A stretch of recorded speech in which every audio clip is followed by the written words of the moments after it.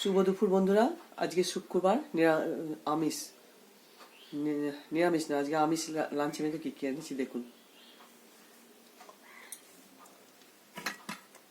গরম ভাত,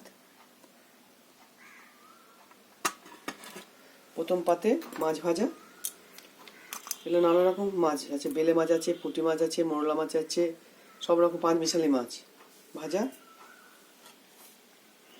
এটা বাটা মাছের ঝোল, লম্বা লম্বা করে আলু কেটে ধনেপাতা টমেটো দিয়ে পাতলা করে মাছের ঝোল করেছি। মাছটা খুবই টেস্টি খেতে হবে।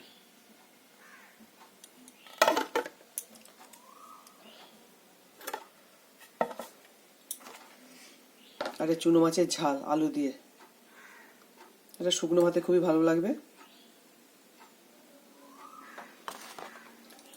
আপনারা ভালো থাকবেন, সুস্থ থাকবেন। আমার রান্না বান্না যদি আপনাদের পছন্দ হয়, লাইক শেয়ার সাবস্ক্রাইব করবেন।